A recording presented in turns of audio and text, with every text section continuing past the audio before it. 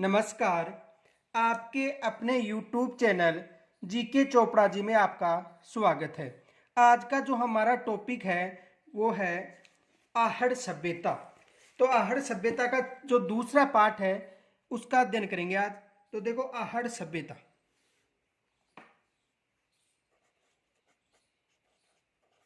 आहड़ सभ्यता।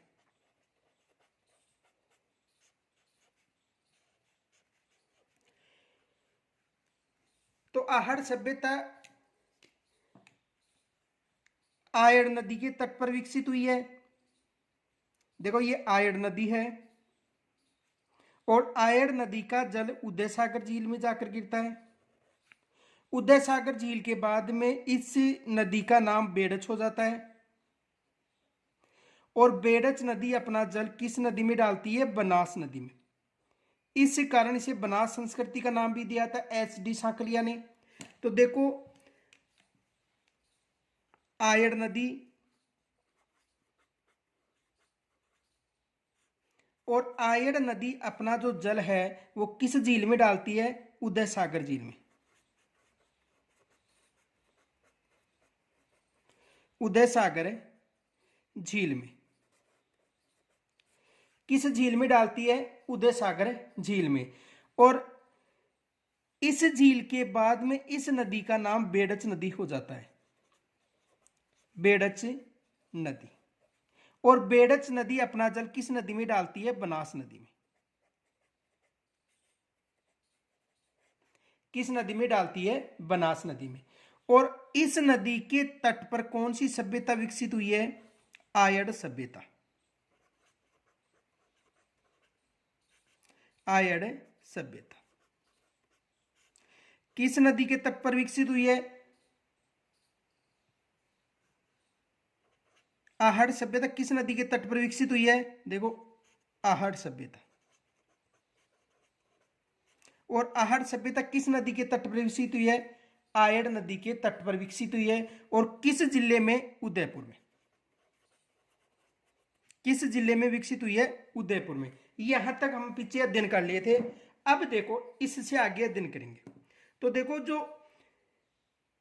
आहड़ सभ्यता है, इस सभ्यता के जो मकान थे मिट्टी व पत्थरों के बने हुए थे। और ये जो मिट्टी और पत्थरों के बने हुए थे, इनकी जो छत थी वो बांस से ढकी हुई थी। ये विशेष याद रखना। तो देखो,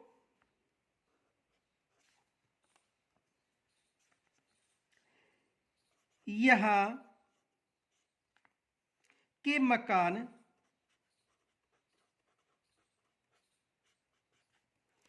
मिट्टी व पत्थरों मिट्टी व पत्थरों से बने हुए थे।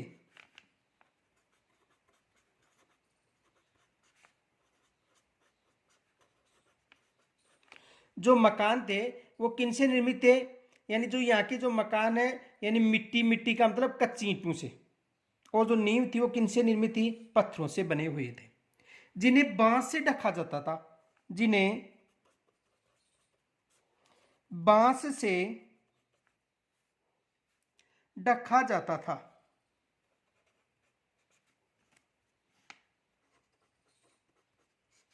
यानी कहने का मतलब, इनकी जो छत थी वो किनसे निर्मित थी? बांस से निर्मित थी। अब इन मकानों में जो फर्श था वो चिकनी काली मिट्टी व पीली मिट्टी बनाकर बनाया जाता था। देखो, जो मकान थे वो मिट्टी व पत्थरों से बने हुए थे। पीछे बताया था कच्ची ईंटों का निर्माण हुआ, कच्ची ईंटों से निर्मित थे। और उनकी जो ऊपरी छत है वो बांस से निर्मित थी, जिन पर घास फूस डाला जाता था। अब इनके जो फर्श है वो किनसे निर्मित था? चिकनी काली मिट्टी व पीली मिट्टी मिलाकर बनाया जाता था। तो देखो,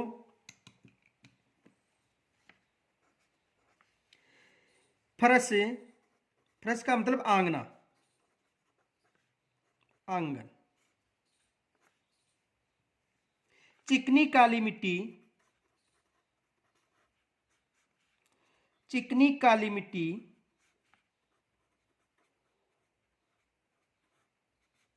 एक तो कौन सी मिट्टी थी?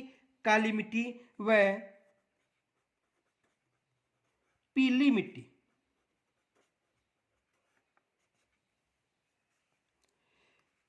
मिलाकर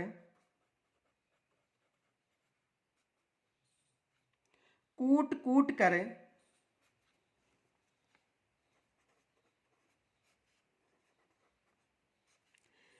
बनाई जाती थी, बनाया जाता था।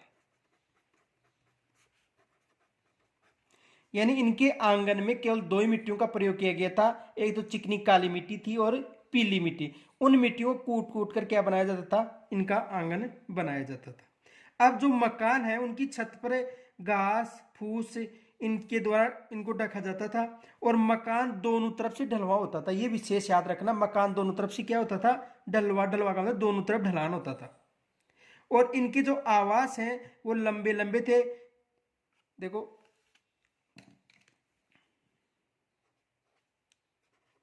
इनका मकान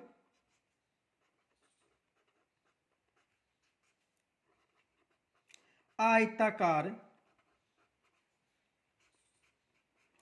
रूप में था।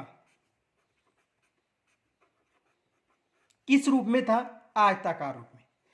अब ये जो आवास थे लंबे थे यानी, और उन आवासों के मध्य दीवारें बनाई जाती थी।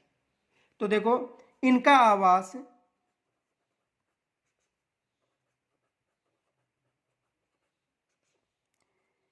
लंबा होता था, इनका आवास लंबा होता था, जिनके मध्य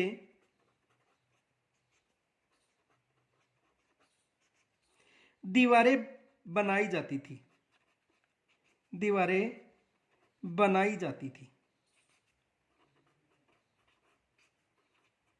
इनके मध्य क्या बनाई जाती थी, दीवारें बनाई जाती थी।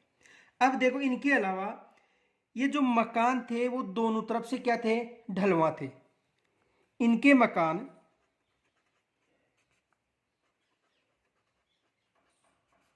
दोनों तरफ से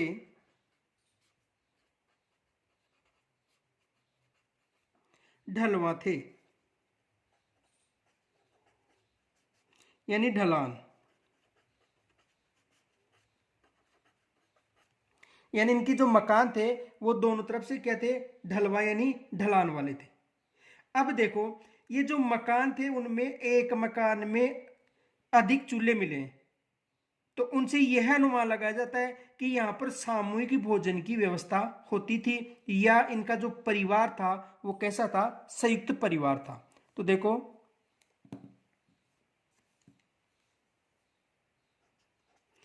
इनके मकानों में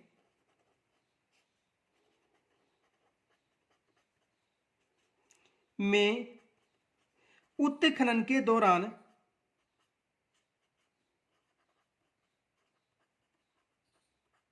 कौन सी सभ्यता की बात करें, आहड़ सभ्यता की। उत्खनन के दौरान एक से अधिक चूल्हे मिले हैं,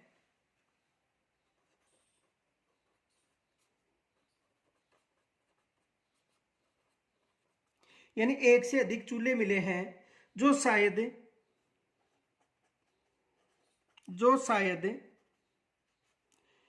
बड़े परिवार का मतलब संयुक्त परिवार,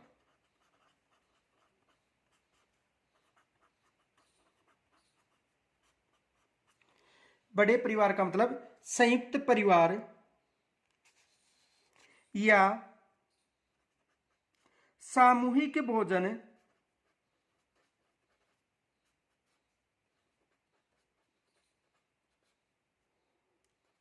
की व्यवस्था को इंगित करता है,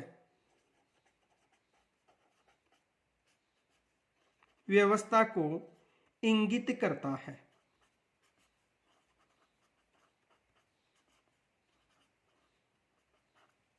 देखो कहने का मतलब है इन यानी इस सभ्यता में उत्खनन के दौरान एक से अधिक चूल्हे मिले और उनसे यह अनुमान लगाया जाता है कि यहां पर जो परिवार था या तो संयुक्त परिवार के कारण एक से अधिक चूल्हे हैं, या यहां पर कोई सामूहिक भोजन की व्यवस्था हुई होगी। इनके अलावा एक घर में एक साथ 6 चूल्हे भी प्राप्त हुए हैं और उनमें से एक पर मानव हथेली की छाप प्राप्त हुई है। देखो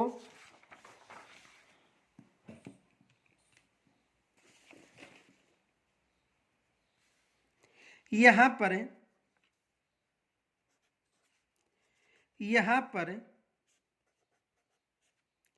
उत्खनन के दौरान एक मकान में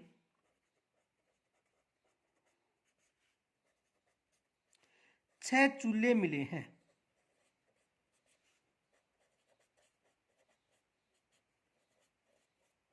एक मकान में कितने चूल्हे मिले हैं?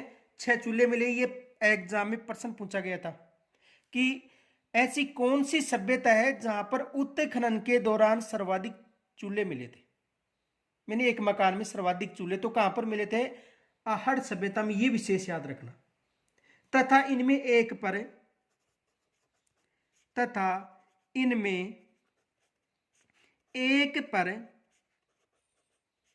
यानी एक चूल्हे पर मानव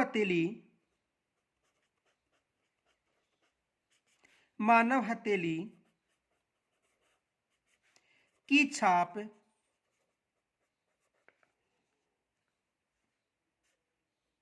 भी प्राप्त हुई है।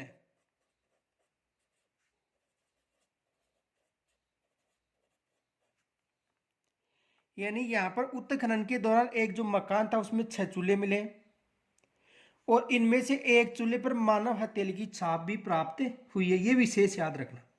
इनके अलावा देखो यहां पर कुछ अनाज रखने के बड़े भांड भी प्राप्त मिले जिन्हें स्थानीय लोगों के द्वारा गोर या कोठे कहा जाता था। तो देखो यहां कुछ अनाज रखने के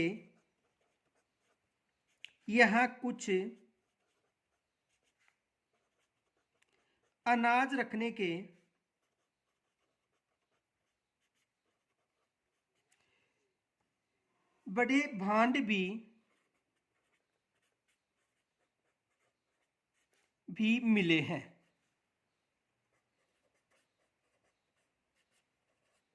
यानी जो अनाज रखने के थे वो बड़े भांड भी यहां पर उत्खनन के दौरान मिले हैं जिन्हें स्थानीय भाषा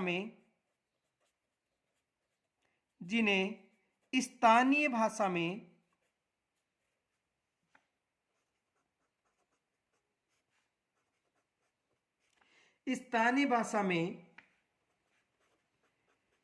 गोरे व कोटे कहा जाता है।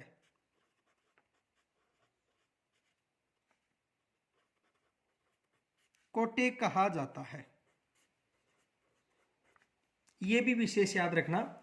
तो ये एक ग्रामीण सभ्यता थी और ये जो अवशेष के दौरान जो उत्खनन हमें प्राप्त हो रहे हैं ये ग्रामीण सभ्यता की जानकारी प्रदान करते हैं। ये विशेष याद रखना।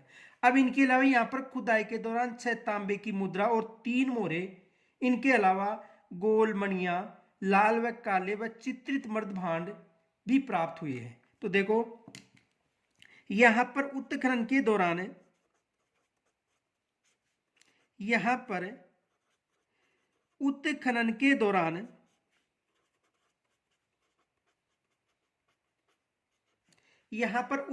के दौरान 6 तांबे की मुद्रा,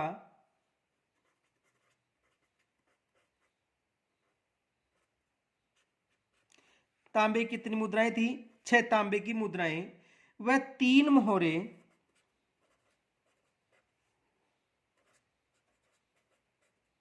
मोहर कितनी प्राप्त हुई थी? 3 तथा गोल मणिया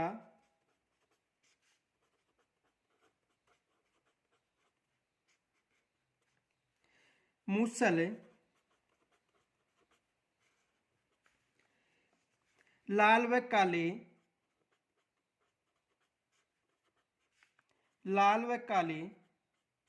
चित्रित मर्द भांड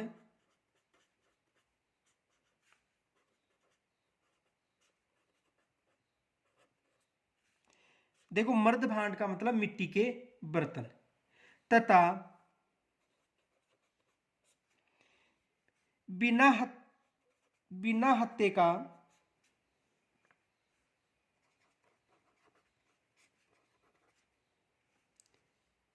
के छोटे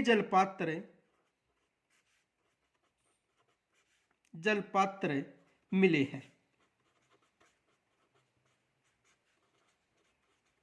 ये विशेष याद रखना, यानी कहने का मतलब यहां पर उत्खनन के दौरान 6 तांबे की मुद्राएं, 3 मोहर, गोलमणियां, मूसल, लाल व काले चित्रित मर्द भांड तथा बिना हत्थे के छोटे जलपात्र भी मिले।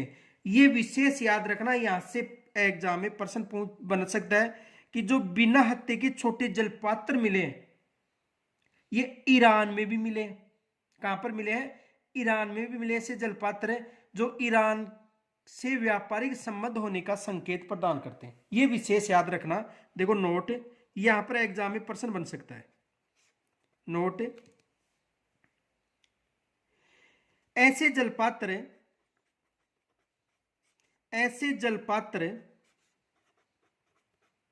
यानी बिना हत्थे वाले छोटे जलपात्र, ऐसे जलपात्र ईरान में भी मिले हैं। ईरान में भी मिले हैं।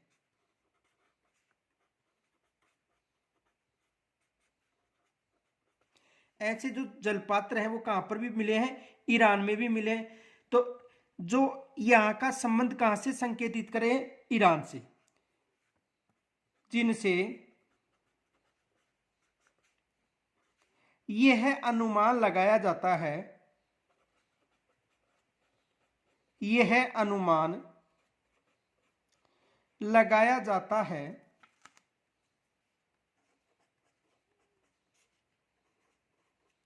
कि इस सभ्यता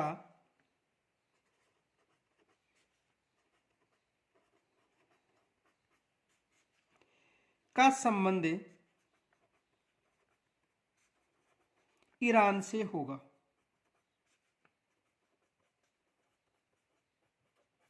यानी कहने का मतलब है कि यहां का जो व्यापारिक संबंध ईरान से रहा होगा, इस कारण यहां पर क्या मिला है? ऐसे जलपात्र मिले जो कहां पर मिले थे? ईरान में भी मिले थे। ये विशेष याद रखना। इनके अलावा देखो यहां पर खाद्यान्नों के रूप में गेहूं, ज्वार और चावल प्रमुख रूप से उपयोग में लिया जाता था। तो देखो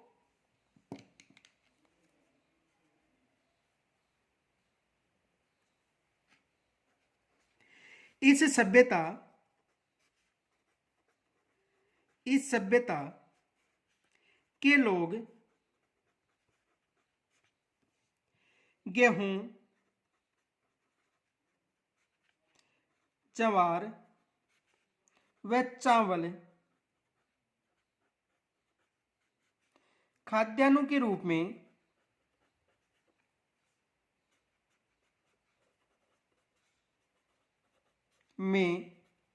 उपयोग में लेते थे।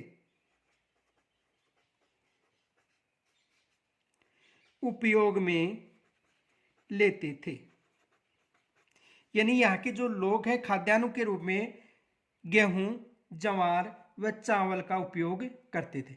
अब इनके अलावा देखो उत्खनन के दौरान चूल्हे के पास में मछली, बकरी, हिरन व गाय के हड्डियों के अवशेष मिले, जिनसे अनुमान लगाया जाता है कि यहाँ के निवासी शाकाहारी व मांसाहारी दोनों थे। तो देखो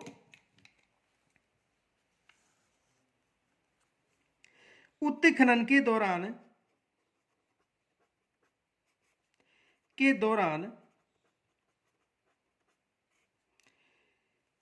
चूल्हे के पास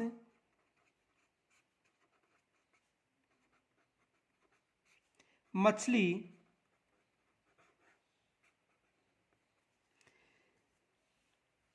बकरी, हरिण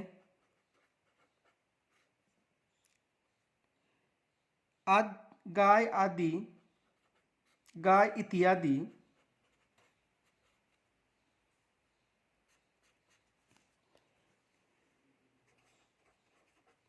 इत्यादि की हड्डियों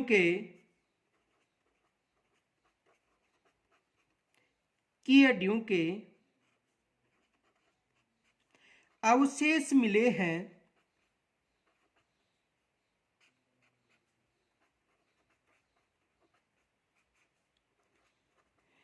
जिनसे अनुमान लगाया जाता है, जिनसे अनुमान लगाया जाता है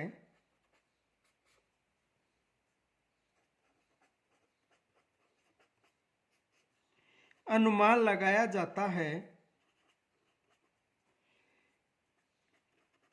कि यहाँ के लोग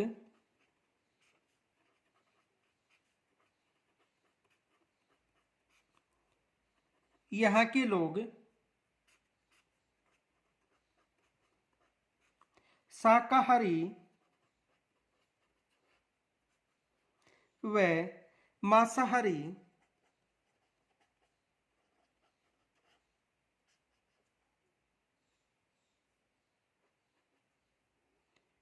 दोनों प्रकार के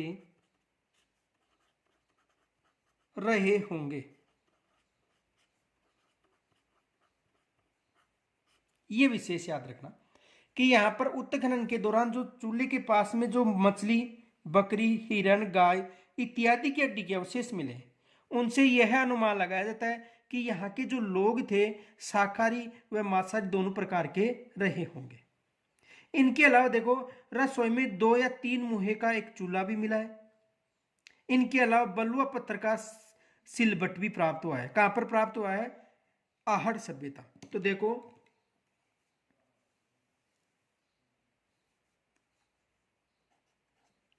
इस सभ्यता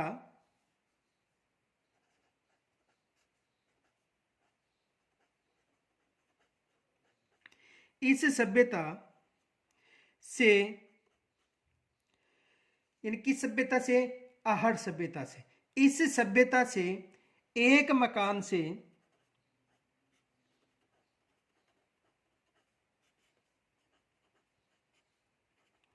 दो 3 मुहे का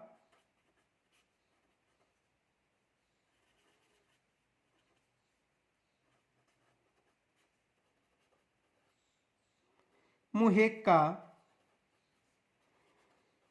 चूल्हा भी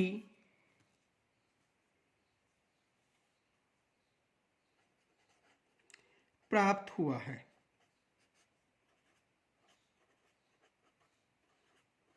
ये विशेष याद रखना कि यहां पर उत्खनन के दौरान एक मकान में 2 या 3 मुहे का क्या मिला है? चूल्हा मिला है। इनके अलावा बलुआ पत्थर के सिल बट्टे भी प्राप्त हुए हैं तथा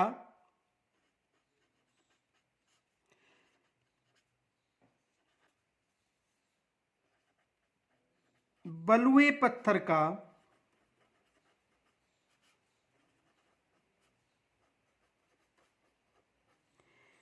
सिलबट्टे भी मिले हैं। यानी यहां पर उत्खनन के दौरान देखो, एक तो विशेष याद रखना, यहाँ के जो लोग थे वो शाकाहारी और मांसाहारी दोनों थे। इनके अलावा यहाँ पर एक मकान में 2 या 3 मुहे का चूल्हा प्राप्त हुआ है। इनके अलावा बलुए पत्थर का सिलबट्टे भी प्राप्त हुए हैं और यहाँ मात्र देवी व बेल की मणमूर्तियां भी प्राप्त हुई हैं। ये भी विशेष याद रखना। तो देखो,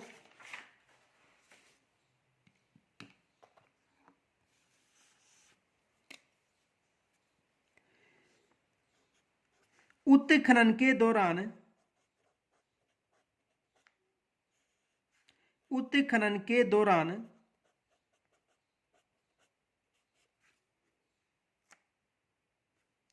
मात्र देवी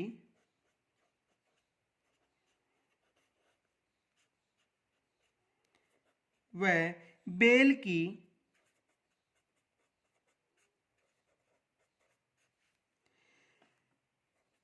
मरण मूर्ति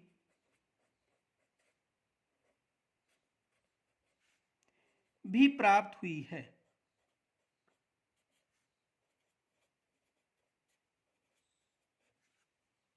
यानी उत्खनन के दौरान एक तो मात्र देवी की और एक बैल की मरण मूर्ति भी प्राप्त हुई है। किस सभ्यता से प्राप्त हुई है? आहड़ सभ्यता से। अब इनके अलावा देखो, इस सभ्यता में दीपों के प्राप्त हुए दीपक, और इनसे यह अनुमान लगाया जाता है कि पूजा का मुख्य अनुष्ठान दीपक जलाकर ही रहा होगा। तो देखो यहां पर उत्खनन के दौरान किस सभ्यता में, आहड़ सभ्यता में दीपों की प्राप्ति हुई है।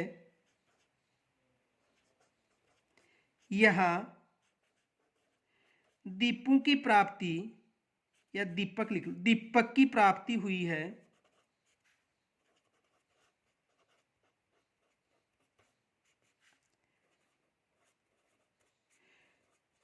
किसकी प्राप्ति हुई है, दीपक की, जिनसे यह अनुमान लगाया जाता है, जिससे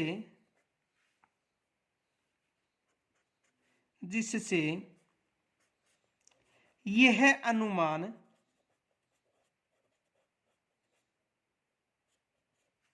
लगाया जाता है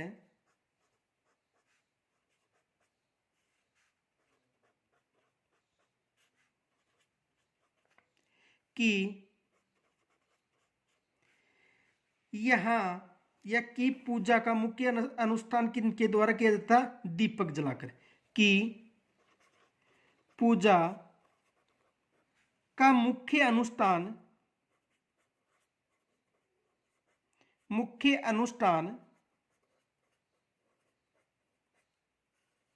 दीपक जलाकर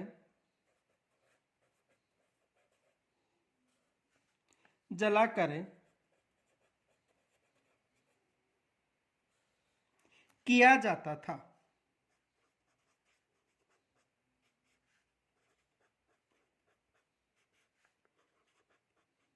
ये विशेष याद रखना।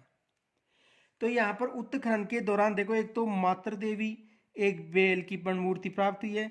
इनके अलावा देखो यहाँ पर दीपक भी प्राप्त हुए हैं, जिनसे यह अनुमान लगाया जाता कि जो पूजा का मुख्य अनुष्ठान था वो दीपक जलाकर किया जाता था। ये विशेष याद रखना। इनके अलावा देखो जो ये जो सभ्यता है, यहाँ पर 3 यूनानी मुद्राएं प्राप्त हुई है। किस सभ्यता से, आहड़ सभ्यता से।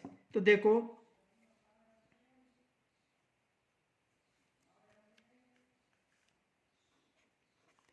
इस सभ्यता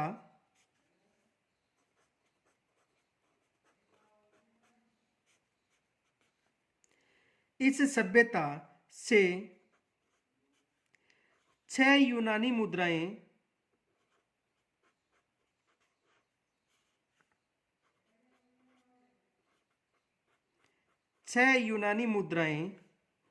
व 3 मोहरे भी प्राप्त हुई हैं।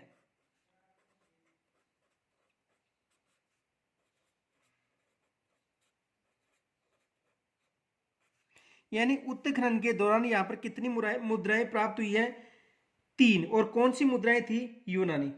और ये जो मुद्रा है वो प्रथम ईसा पूर्व की मानी जाती है।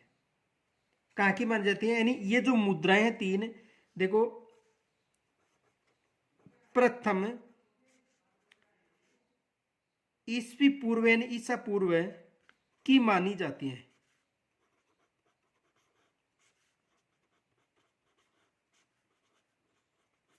यानी ये जो यूनानी मुद्रा मिली है वो प्रथम ईसवी पूर्व की यूनानी मुद्राएं मानी जाती हैं। ये विशेष याद रखना। और एक मुद्रा पर त्रिशूल और दूसरी ओर अपोला देवता अंकित था। देखो नोट,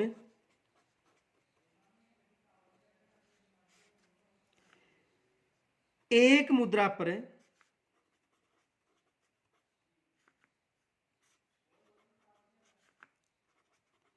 अपोलो देवता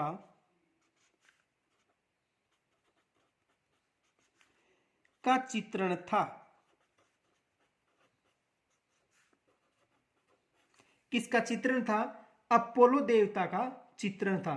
और एक विशेष याद रखना, अपोलो देवता यूनानी देवता था। तो यहां पर जो मुद्राएं मिली हैं, कितनी मुद्राएं, 6 यूनानी मुद्राएं।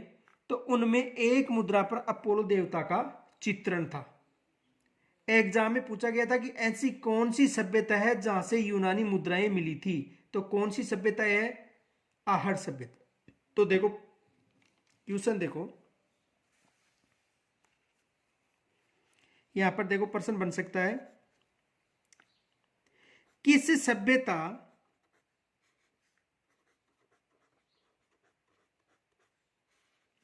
के उत्खनन से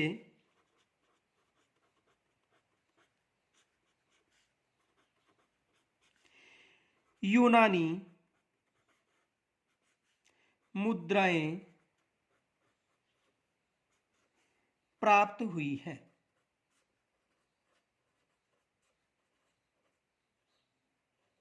ये विशेष याद रखना। तो किस सभ्यता के उत्खनन से यूनानी मुद्राएं प्राप्त हुई है? तो कौन सी सभ्यता है? आहड़ सभ्यता। कौन सी सभ्यता है? आहड़ सभ्यता। ये विशेष याद रखना, एग्जाम में यहां से 2-3 बार प्रश्न पूछा जा चुका है। इनके अलावा देखो, यहां पर उत्खनन के दौरान 40 फीट गहरी खाई की खुदाई के दौरान यह अनुमान लगाया गया है कि यहां पर की जो बस्तियां हैं वो 8 बार बनने और 8 बार उजड़ने के प्रमाण मिले। ये विशेष याद रखना कि ऐसी कौन सी सभ्यता है जिसके उत्खनन से यह अनुमान लगाया जाता है कि 8 बार उसका विकास हुआ है, 8 बार उसका पतन हुआ है। तो कौन सी सभ्यता है? आहड़ सभ्यता। तो देखो,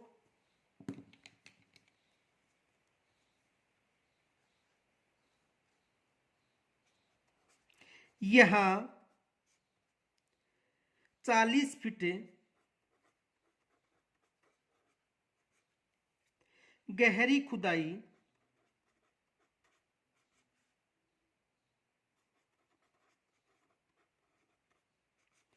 की गई। कितने फुट खुदाई की गई थी? 40 फीट।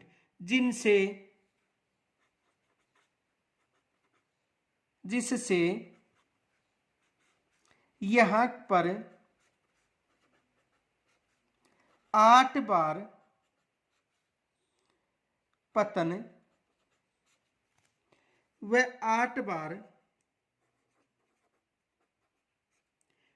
विकसित होने का प्रमाण मिला है।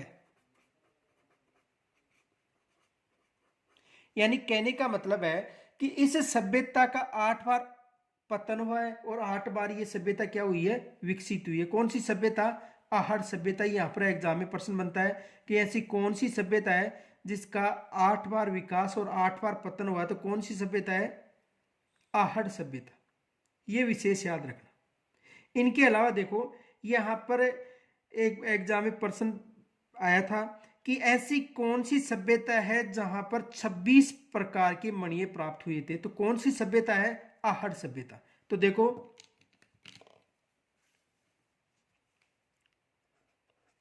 इस सभ्यता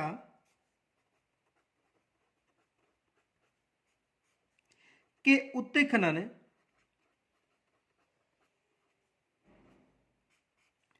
के दौरान 26 प्रकार के मणिये प्राप्त हुए थे।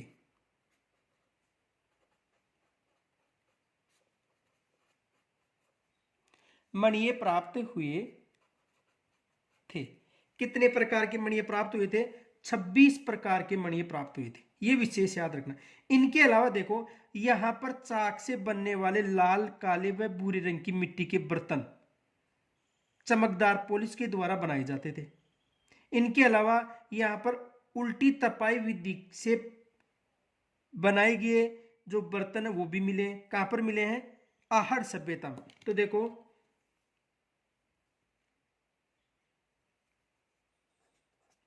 यहां से जो मृद भांड मिले हैं, यहां से जो मृद भांड मिले हैं, ये उल्टी तपाई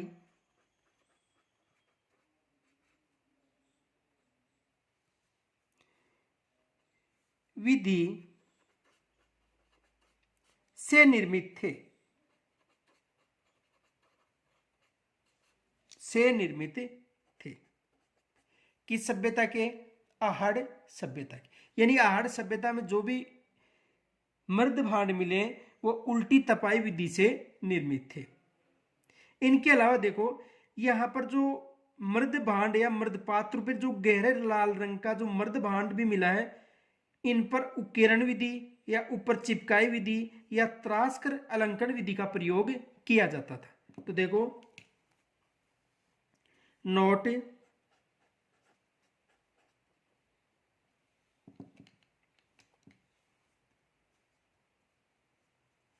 इन मृद भांडों में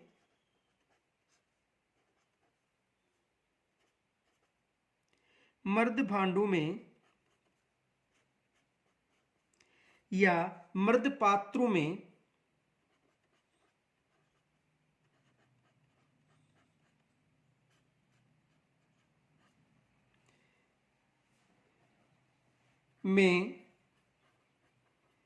गहरे लाल रंग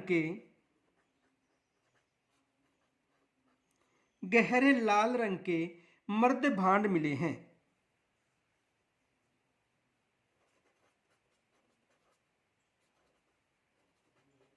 मृद भांड मिले हैं।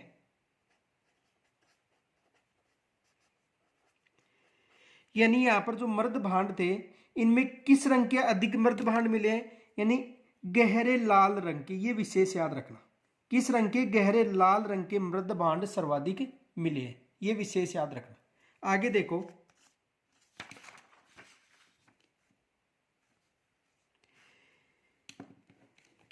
नोट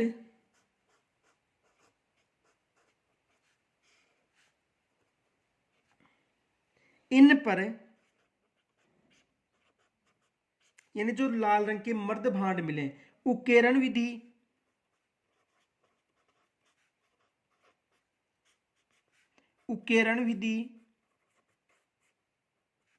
ऊपर चिपकाई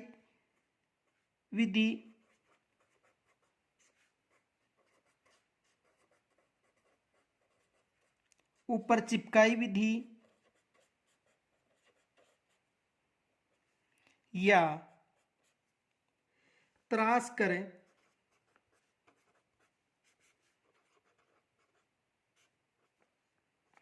अलंकरण किया जाता था।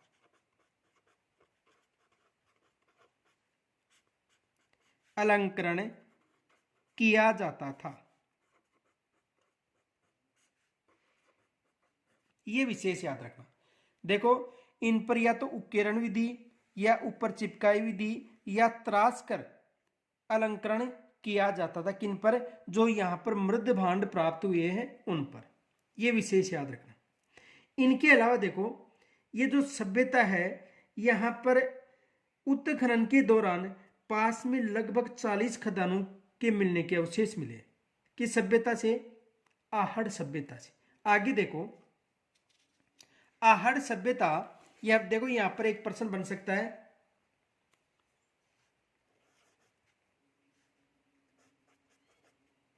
ऐसी कौन सी सभ्यता है, ऐसी कौन सी सभ्यता है जहां पर उत्खनन के दौरान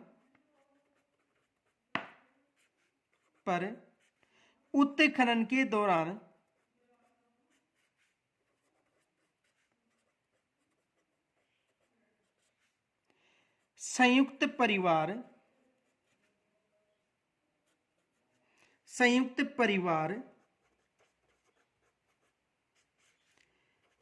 होने का अनुमान लगाया जाता है। अनुमान लगाया जाता है।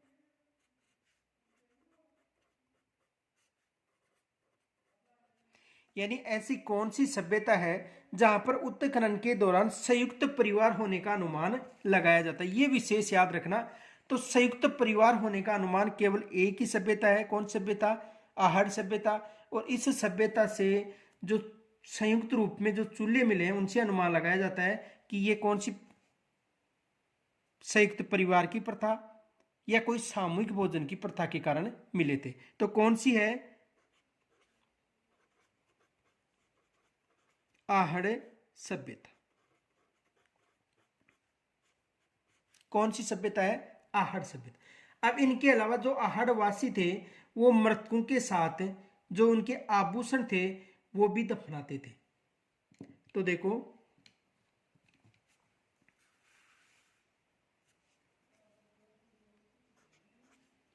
आहड़वासी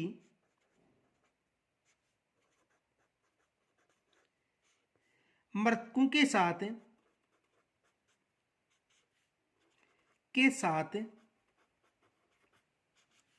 आभूषण भी दफनाते थे।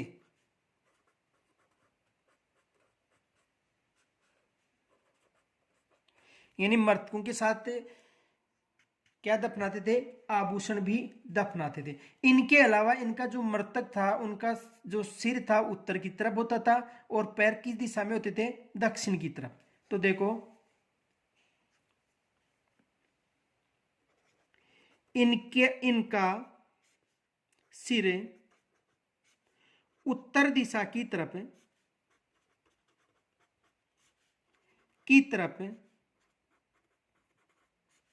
होता था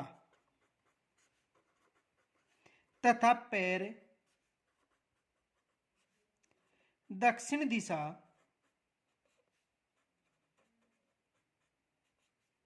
की तरफ होता था।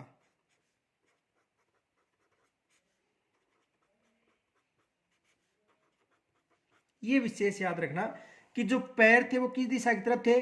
दक्षिण की तरफ। और जो सिर था वो किस दिशा की तरफ था? उत्तर दिशा की तरफ था। अब इनके अलावा देखो, यहां पर उत्खनन के दौरान जो समकालीन लोक कला की प्रतीक मिट्टी की वर्षभ आकृतियां मिली हैं जिन्हें बनास या बुल की संज्ञा दी गई है, ये भी विशेष याद रखना। तो यहां पर आहड़ में खुदाई के दौरान जो प्राप्त समकालीन लोक कला के प्रतीक मिट्टी की वर्षभ आकृतियां मिली हैं उन्हें पुराविदों ने क्या कहा था? बनास या बुल की संज्ञा दी थी। इनके अलावा देखो, भीलवाड़ा जिले में जो बदनौर के पास ओजियाना जो क्षेत्र है वहां पर भी जो अवशेष मिले वो आहड़ सभ्यता के समकालीन मिले। अब देखो, आहड़ सभ्यता के संपूर्ण कालक्रम को आहड़ सभ्यता के संपूर्ण कालक्रम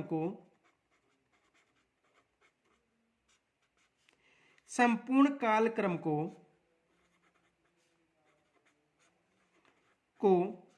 दो भागों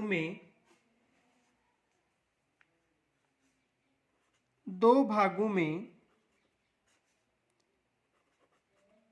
बांटा गया है।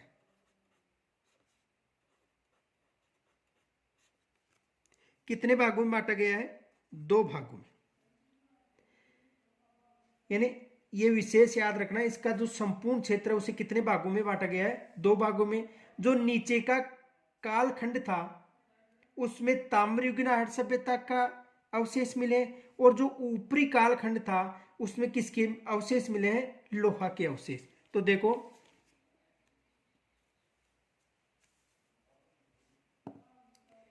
नीचे के खंड को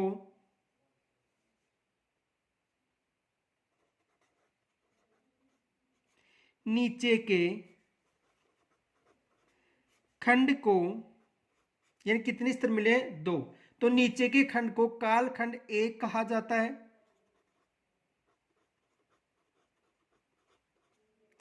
कालखंड एक कहा जाता है।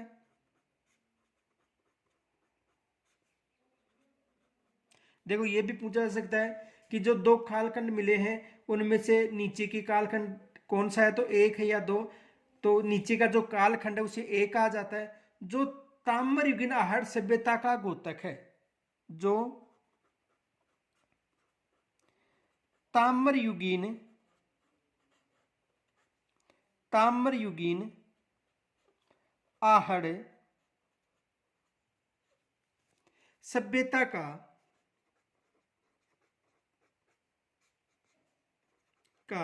घोतक है। किसका घोतक है? ताम्रयुगीन सभ्यता का घोतक है। तथा ऊपर का जो कालखंड है, तथा ऊपर का जो कालखंड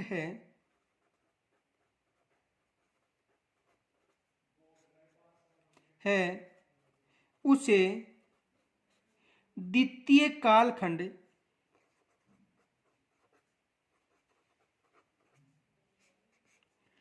कहा जाता है। कौन सा कालखंड कहा जाता है? द्वितीय कालखंड। और यहां पर देखो, जो द्वितीय कालखंड था उसमें आहड़वासी तांबे के साथ साथ लोहे के उपकरणों का उपयोग भी करते थे, जिससे आहड़वासी जिसमें आहड़वासी तांबे के साथ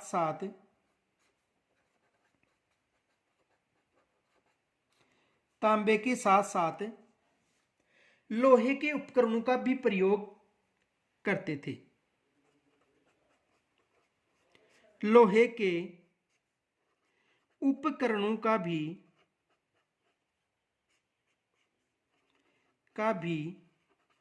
प्रयोग करते थे।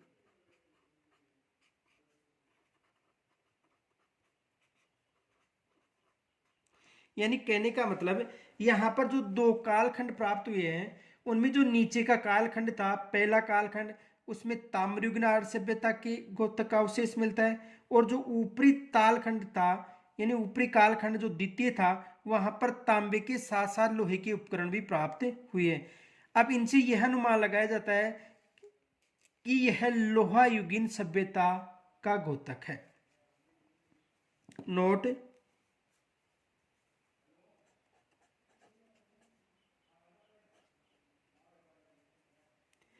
नोट,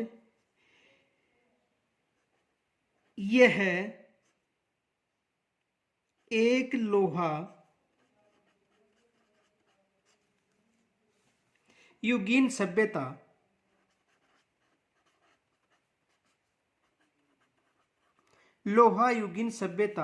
का घोतक है।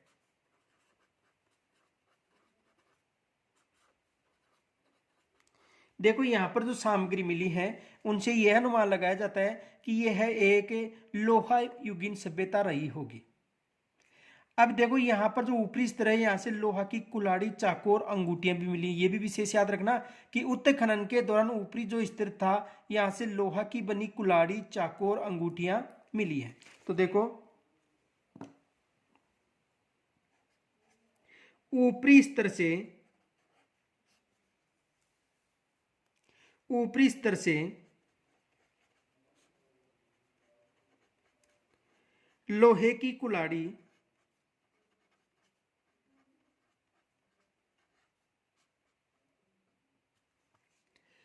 चाकू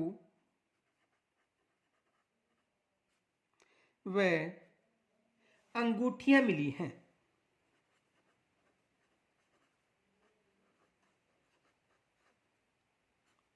अंगूठियां मिली हैं। तो देखो, यहां पर दो स्तरों की खुदाई हुई है। ऊपरी जो स्तर था तो उसमें लोहा के अवशेष मिले तांबे के साथ साथ, और जो नीचे का जो था पहला कालखंड, उसमें केवल तांबे के अवशेष मिले। इनके अलावा देखो, यहाँ के जो निवासी थे वो कृषि से परिचित थे। ये भी विशेष याद रखें क्योंकि ये ग्रामीण सभ्यता थी। तो यहाँ के जो निवासी थे वो किन से परिचित थे? कृषि से परिचित थे। तो देखो,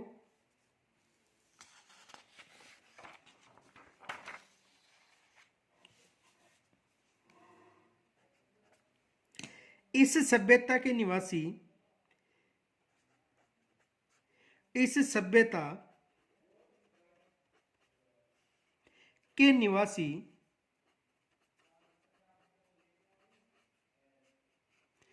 कृषि से परिचित थे।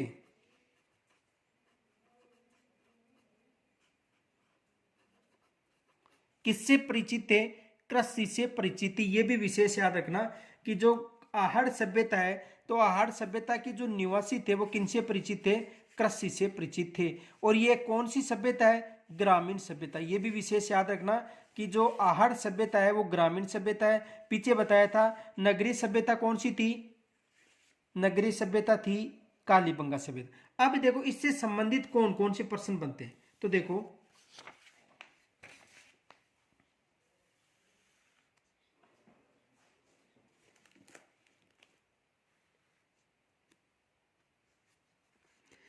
क्वेश्चन नंबर पहला देखो, उदयपुर के पास स्थित,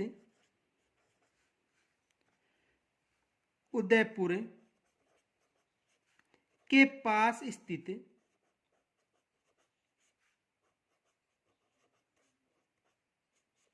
उदयपुर के पास स्थित प्राचीन कस्बे को, प्राचीन कस्बे को ताम्र नगरी भी कहा जाता है। ताम्र नगरी भी कहा जाता है।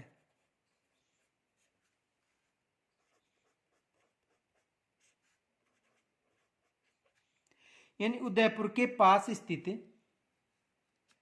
उदयपुर के पास स्थित प्राचीन कस्बे को ताम्र नगरी भी कहा जाता है। ये एग्जाम में पूछा गया था 2008 में। तो देखो इसका आंसर क्या होगा? आहड़ को। 2008 की एग्जाम में सेकंड ग्रेड में ये प्रश्न आया था। आगे देखो अगला प्रश्न है,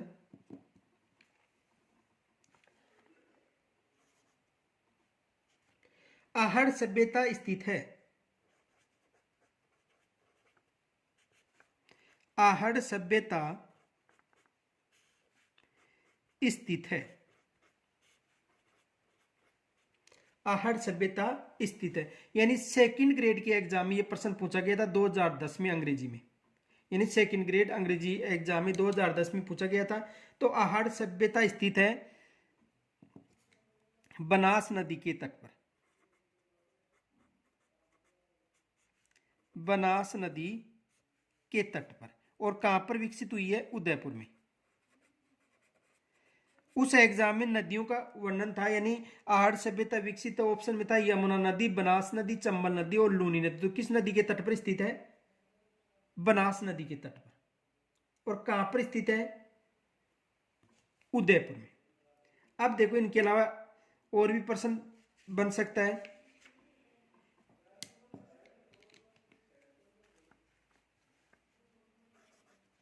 बनास संस्कृति किस स्थल से संबंधित था? यह प्रश्न ग्रेड सेकंड में 2011 में पूछा गया था। तो देखो बनास संस्कृति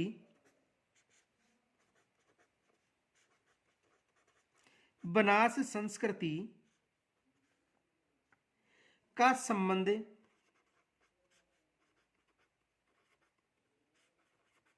है, बनास संस्कृति का संबंध है।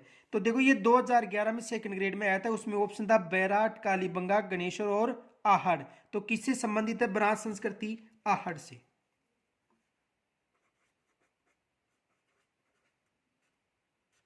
बनास संस्कृति किससे संबंधित है? आहड़ से संबंधित है।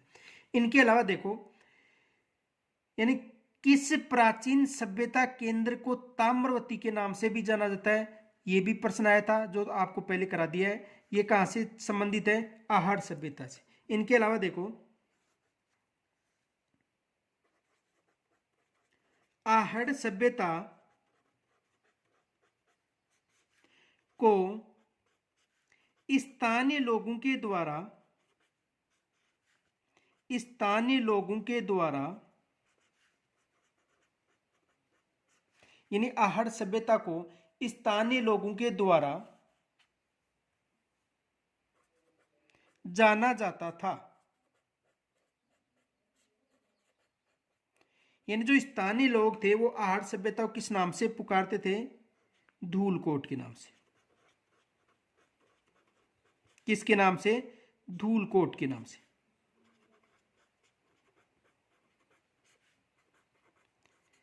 किस सभ्यता के नाम से पुकारते थे?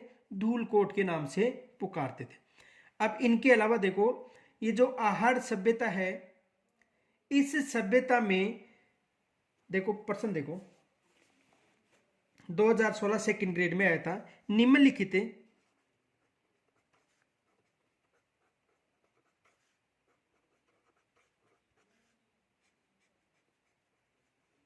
निम्नलिखित में से कौन सी वस्तु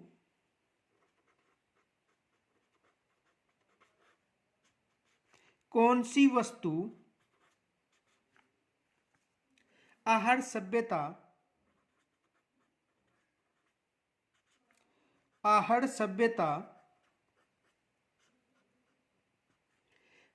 के स्थलों से आहड़ सभ्यता के स्थलों से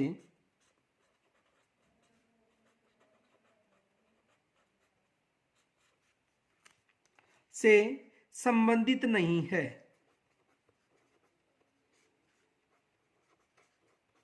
संबंधित नहीं है। देखो, निम्नलिखित में से कौन सी वस्तु आहड़ सभ्यता के स्थलों से संबंधित नहीं है? ये एग्जाम में आया था 2016 के एग्जाम में सेकंड ग्रेड में। यानी देखो 2016 सेकंड ग्रेड में प्रश्न आया था।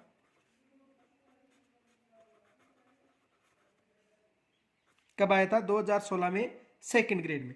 अब देखो इससे संबंधित जो थे, देखो ए में था चावल, बे में था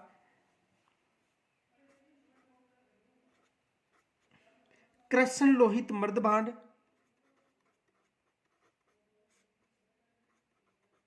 कृष्ण लोहित मर्दभांड। देखो कृष्ण का मतलब काला और लोहित यानी देखो कृष्ण लोहित यानी काले व लाल रंग के मर्दभांड। पीछे लिखाया था लाल व काले रंग के मर्दभांड, एक ही बात है। चावल भी लिखाया था मैंने, तो चावल कृष्ण लोहित मर्दभांड। तांबे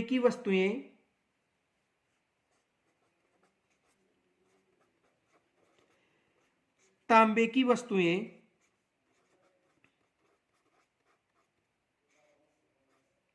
तो सर्वाधिक तांबा भी कहां से मिला था? आहड़ सभ्यता से। इस कारण से ताम्रवती सभ्यता कहा गया था। और चौथा ऑप्शन है चित्रित दूसर मर्दभांड। चित्रित दूसर मर्दभांड, ये सभ्यता यानी लोहा युगीन सभ्यता के बाद में चित्रित दूसर मर्दभांड मिले थे। जो हमने धातु काल का टॉपिक पढ़ा था वहां पर बताया था कि चित्रित दूसर मर्दभांड कहां पर मिले। तो देखो चावल मिला था, चावल के अलावा कृष्ण लोहित मर्दभांड भी मिले थे, तांबे की वस्तुएं मिली थी, और चित्रित दूसर जो मर्दभांड थे वो नहीं मिले थे। ये विशेष याद रखना। जो पीछे टॉपिक पढ़ाया था धातु युग, उस धातु युग में बताया था कि चित्रित दूसर मर्दभांड कहां पर मिले। और लाल यानी कृष्ण और लोहित का मतलब लाल व लोहित का मतलब लाल रंग का, तो मर्दभांड मिले थे। चावल भी मिला था, इनके अलावा तांबे की मुद्राएं भी मिली थी। तो देखो कहने का मतलब है कि केवल वहां पर भाषा ही परिवर्तन करेगा, बाकी ऑप्शन ऐसे कैसे मिलेंगे।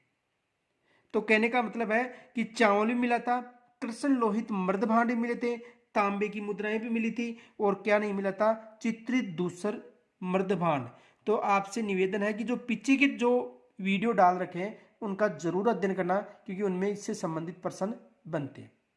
तो यहाँ तक समझ में आ गया होगा। यदि कोई समस्या हो तो कमेंट्स के द्वारा जरूर बताएं। धन्यवाद।